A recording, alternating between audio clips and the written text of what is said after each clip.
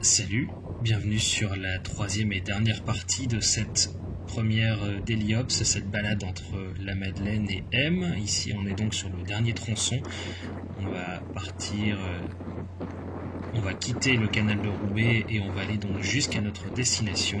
Et donc si tu veux voir le tour complet, eh bien je t'invite à aller voir les deux précédentes vidéos. Tu as peut-être remarqué d'ailleurs par rapport à la deuxième vidéo que là on ne reprend pas exactement au même endroit. Je t'avais expliqué, j'avais eu un petit souci de batterie sur la caméra, donc il manque juste quelques centaines de mètres entre la fin de la deuxième vidéo et ici le début de la troisième, qui sont toujours le long du canal de Roubaix. Voilà, pas grand chose de très pénalisant. Et donc voilà, on termine notre balade, on va faire encore ici quelques centaines de mètres le long du canal de Roubaix qu'on va quitter ensuite, et puis on va traverser un peu quelques rues à l'intérieur de Roubaix pour rejoindre une autre véloroute qui elle va nous emmener directement jusqu'à M.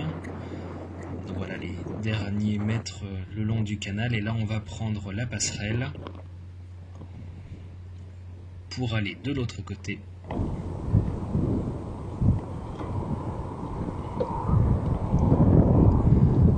Alors quand j'ai choisi de passer par ici, j'avais fait un peu de recherche et il était question de travaux qui devaient démarrer en 2017 pour justement refaire un axe vraiment dédié vélo et piétons depuis le canal de Roubaix jusqu'à l'endroit où on va reprendre la véloroute sur une ancienne voie ferrée. Mais voilà, là j'ai pas trouvé l'endroit où les travaux avaient été faits. Je sais même pas si les travaux ont été faits. Donc pour l'instant on va suivre l'itinéraire proposé par GeoVélo et on va entrer doucement dans Roubaix. Alors là ça va pour circuler, on voit c'est quand même des grandes rues, c'est pas non plus les endroits les plus compliqués pour rouler.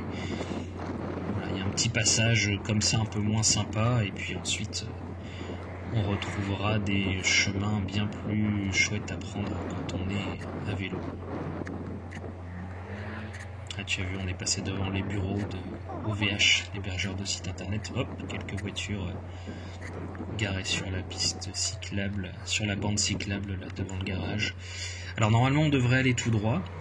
En tout cas le chemin qu'on doit prendre là passe juste après ce petit bout de route, mais c'est en sens interdit. Donc non, tant pis.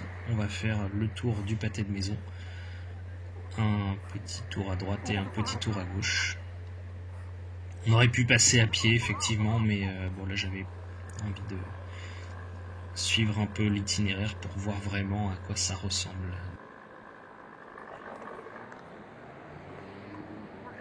Donc c'est parti. Hop. On va se décaler au milieu, le bras à gauche on tourne et on y va. Voilà, puis en plus on retrouve des endroits où c'est quand même assez large sur la bande cyclable pour rouler. Attention, priorité à droite. Voilà.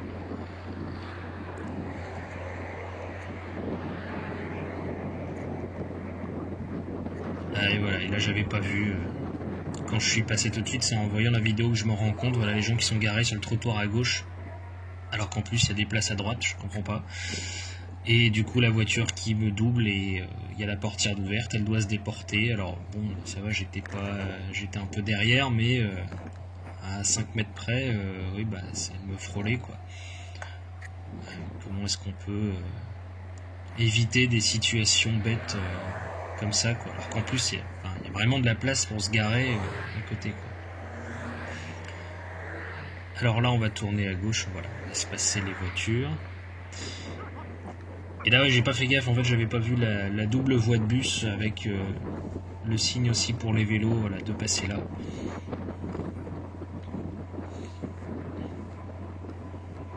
Et là c'est un peu un moindre mal, mais bon c'est quand même plus sympa, voilà, au moins les voitures sont sur le côté, on gêne pas les voitures, on risque pas de se faire dépasser n'importe comment. On est sur une double voie de bus, donc même s'il y a un bus qui arrive derrière, au moins il a la place pour doubler sur le côté, c'est pas gênant du tout. Voilà là un exemple typiquement où je pense que faire cohabiter les vélos et les bus n'est pas gênant, parce que y a la place pour tout le monde. Sur une voie de bus simple, oui c'est plus compliqué, mais là Je trouve que là l'aménagement est un peu plus réfléchi et vraiment gênant pour personne. Malheureusement, ça ne dure que quelques centaines de mètres et voilà, et à partir de là, on retrouve, si tu vois, sur la droite de l'autre côté du carrefour, la piste cyclable obligatoire qui se trouve sur le trottoir et c'est là où on va se retrouver avec des situations pas faciles non plus. Voilà, je me tais, je te laisse regarder.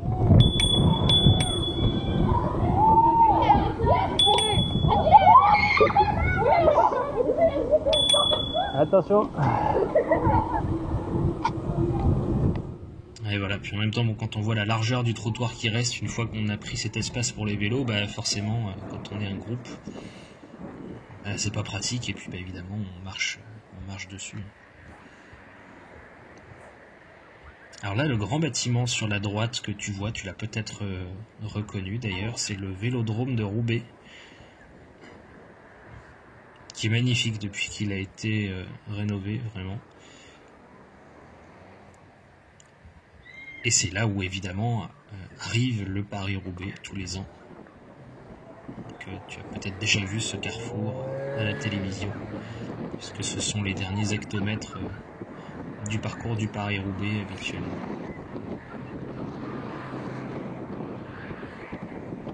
Ah oui, là sur le coup ça m'a fait rigoler, mais peut-être un peu moins.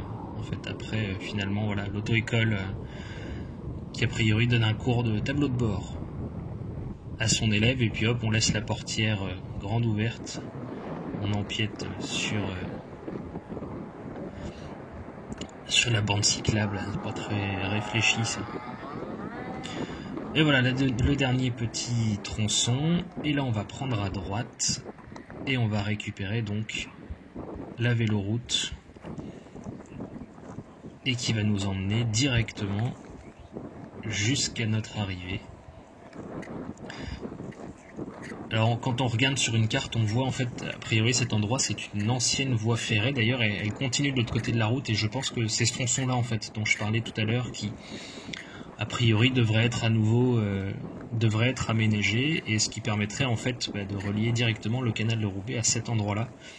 Et c'est vrai que ce serait beaucoup plus sécurisant puis beaucoup plus sympa aussi à faire à pied ou à vélo.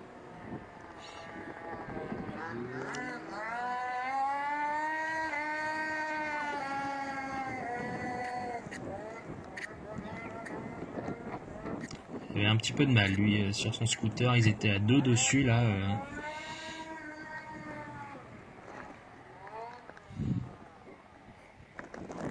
C'est pas évident. Hein.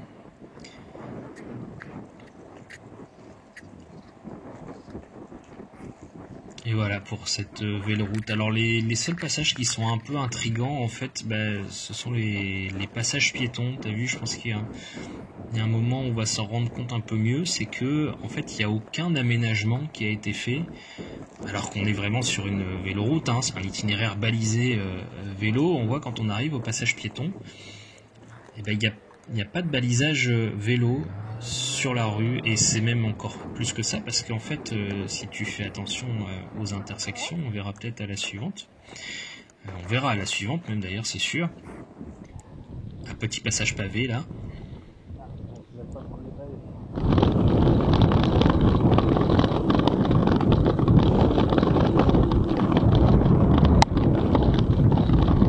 Oui bon, c'est pas les secteurs pavés du Paris-Roubaix, hein, c'est sûr. On ira peut-être, hein, si jamais je sens que mes bras sont assez forts pour encaisser les pavés.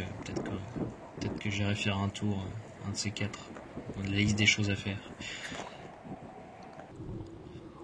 Voilà, et là tu vois sur le passage piéton, merci, il y a la camionnette qui s'arrête, c'est bien, et on voit en fait, donc il n'y a pas de peinture verte pour les vélos au sol, mais il y a les panneaux de fin de zone de rencontre et de début de zone de rencontre qui sont de chaque côté du passage piéton. Alors peut-être qu'ils ont un peu utilisé ça comme pirouette, donc techniquement en fait il faudrait presque, si on veut respecter à fond le code de la route, s'arrêter au passage piéton, descendre à pied, descendre de vélo, et puis une fois qu'on a traversé la rue, remonter sur son vélo, et puis repartir à vélo. Ce qui est quand même loin d'être idéal, évidemment. C'est un peu étrange sur ce parcours, voilà, de ne pas avoir fait un double passage piéton. Puis en plus, il y a des endroits où il y avait largement la place de le faire, donc c'était un peu surprenant.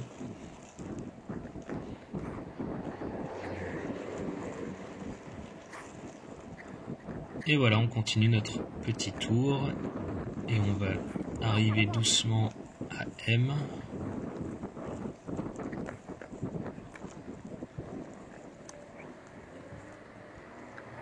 Alors là, j'ai un peu filouté parce que on voit le feu pour les piétons est rouge, donc ça veut dire que le feu pour les voitures et les cyclistes dans l'autre sens est vert, donc allons-y.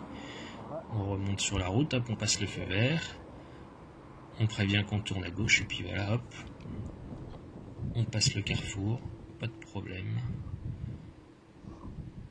Et on reprend le chemin. Encore une petite diag.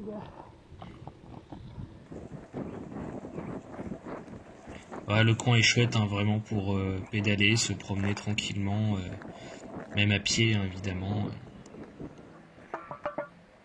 Voilà, et là ça continue tout droit, et donc nous on va quitter la route ici, et on arrive donc à M. Alors on arrive par le nord de la ville, donc on est dans les quartiers résidentiels. Donc là aussi pour rouler, en plus là on est en plein milieu de journée, donc évidemment c'est pas très passant. Mais au moins on est au calme, il n'y a pas de problème. Juste quelques voitures, faire attention.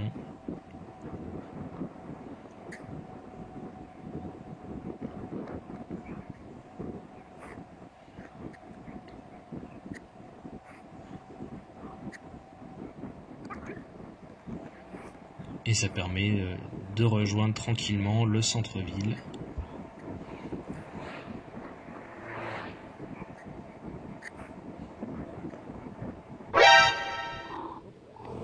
Non, c'est moi, c'est une priorité. Voilà, en faisant attention quand même aux priorités à droite. Je vais un peu vite. C'est entendu, hein, les deux mains sur le frein, on a fait un peu crisser le pneu arrière. Le monsieur était gentil, il s'est excusé, je dis mais non, priorité à droite, c'est à moi de faire attention, c'est à moi de m'arrêter. Et voilà, on arrive sur les dernières centaines de mètres avant l'arrivée. On va longer le parc là sur la gauche jusqu'au centre-ville de M.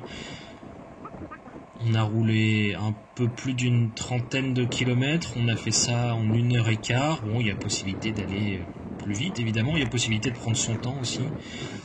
Voilà, je voulais surtout montrer que sur cet itinéraire-là, ça ne demande pas non plus d'être un immense sportif.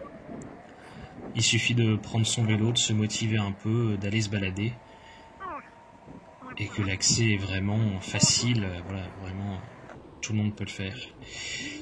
Et c'est ce qui va conclure cette première Daily Ops, cette première balade. Si ça t'a plu, n'hésite pas à le dire dans les commentaires ou à t'abonner. Et moi je te dis à la prochaine.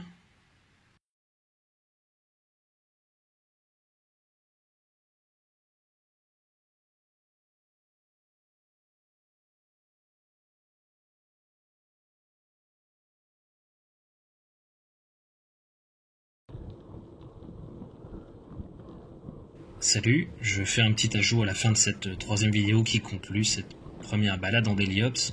Donc comme je l'ai dit, en fait j'ai volontairement voulu couper en 3 petites vidéos parce que j'avais peur qu'un gros format d'une demi-heure ce soit un peu long à regarder. Et puis j'ai aussi voulu couper en 3 parce que ça permettait de montrer 3 chemins un peu différents, voilà, en s'arrêtant à des intersections. Et puis l'idée c'était aussi de donner un peu des idées en fonction de là où tu habites. Si tu as envie de faire un peu de vélo, c'est pas obligé de faire les 30 km d'un coup. Ça donne des points d'entrée, des points de sortie sur des chemins que je trouve un peu sympas comme ça à faire en vélo et qui sont faciles à retrouver. N'hésite pas du coup à laisser ton avis dans les commentaires sur ce format de vidéo. Est-ce que c'est trop court? Est-ce que d'avoir finalement la balade en entier, c'est pas plus mal? Là, je suis vraiment sur un essai, donc je suis prêt à entendre toutes les critiques du moment que c'est construit, évidemment. Et puis je te dis à la prochaine.